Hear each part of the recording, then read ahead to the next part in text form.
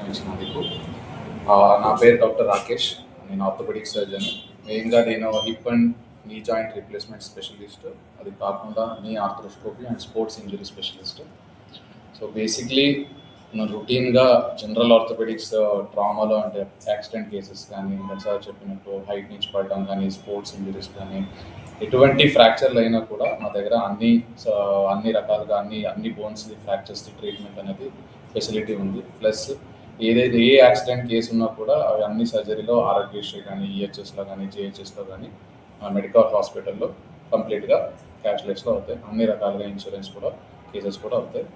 అది కాకుండా పర్టికులర్గా నా స్పెషాలిటీ గురించి చెప్పాలంటే నేను ఆర్థ్రోస్కోపీ స్పెషలిస్ట్. అంటే కీహోల్ సర్జరీ ఉంటుంది. ఇందాక చెప్పినట్లు ఎప్పుడైనా స్పోర్ట్స్ ఇంజరీస్ అయినప్పుడు కొన్నిసార్లు లిగమెంట్ తెగిపోతాయి. మన నీ జాయింట్ కానీ, షోల్డర్ జాయింట్ కానీ, బోన్స్ అంతే కాకుండా కొన్ని లిగమెంట్స్ లోపల ఉంటాయి, కొన్ని మజిల్స్ ఉంటాయి.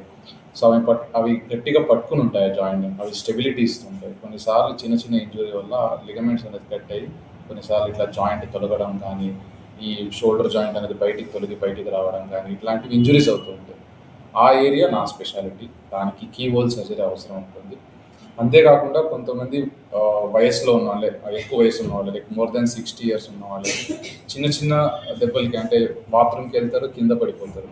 వాళ్ళకి ఇక్కడ తుంటి జాయింట్ దగ్గర ఫ్రాక్చర్లు అవుతూ ఉంటాయి. దానికి కూడా 99% సర్జరీ 100% చేయించుకోవాలి.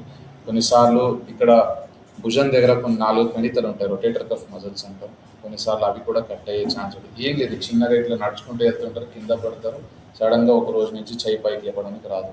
అట్లాంటి ఇంజురీస్ని రొటేటర్ కఫ్ టేర్ అంటారు. అక్కడ ఒక మజల్, ఒక కణిత అనేది కట్ అయ్యి వచ్చి ఉంటుంది. అట్లాంటి సర్జరీస్ కూడా ఇంతకుముందు అంతా హైదరాబాద్లో అయ్యేది. ఇప్పుడు కరీంనగర్లో ఈ ఫెసిలిటీ అనేది ఉంది. ప్లస్ కీహోల్ సర్జరీ, వాళ్ళకు కూడా కీహోల్ సర్జరీ అనేది చేయాల్సిన అవసరం పడుతుంది. అది అంతేకాకుండా కొన్ని ఫ్రాక్చర్స్, పెల్వియస్టర్లర్ ఫ్రాక్చర్స్ అంటాం. అంటే ఈ నడుం దగ్గర ఉన్న ఫ్రాక్చర్స్ చాలా ఎక్కువ మంది ట్రీట్ చేయరు. మేము మెడికల్ హాస్పిటల్లో ఆ సర్జరీలు కూడా చేస్తూ ఉంటాం. అది చేయాలంటే ఒక మల్టీ డిసిప్లినరీ టీమ్ కావాలి. ఫర్ ఎగ్జాంపుల్ ఎమర్జెన్సీలో స్పెషలిస్ట్ ఉండాలి, దాన్ని డీల్ చేయాలి. ఎందుకంటే అక్కడ పెద్ద పెద్ద రక్తనాళాలు వస్తూ ఉంటాయి. ఒకవేళ సడన్గా బీపీ పడిపోతూ ఉంటుంది, ప్లస్ వెంటిలేటర్ అవసరం ఉంటుంది. ఇవన్నీ ఫెసిలిటీస్ మెడికల్ హాస్పిటల్లో ఉన్నాయి. ప్లస్ ఆ ఫ్రాక్చర్ ట్రీట్మెంట్ చేయడానికి ఒక పర్టికులర్ స్పెషలైజేషన్ కావాలి. అట్లాంటి స్పెషలిస్ట్ కూడా మా దగ్గర ఉన్నారు. ఇందాక సార్ చెప్పినట్టు హెడ్ టు టో అంటే తల నుంచి కింద కాలు వేళ్ళ దగ్గర వరకు ఎటువంటి ఫ్రాక్చర్ అయినా కూడా, ఎటువంటి ఇంజురీ అయినా కూడా, ఛాతీ కానీ, అబ్డామెన్ కానీ, ఇక్కడ పెల్విస్ కానీ, మోకాలు కానీ, కాళ్ళ ఫ్రాక్చర్లు కానీ, అన్ని రకాలుగా ఫ్రాక్చర్స్ ట్రీట్మెంట్, అన్ని రకాలుగా ట్రామా కేసెస్ ట్రీట్మెంట్ మెడికల్ హాస్పిటల్లో అవుతుంది. ఇందాక చెప్పినట్టు ఇప్పుడు ఫర్ ఎగ్జాంపుల్ ఏదో పేషెంట్కి ఏదో ఒక మల్టిపల్ ట్రామా ఇంజరీ, కాలు చేతులు అన్నీ ఇరిగినాయా అనుకుందాం.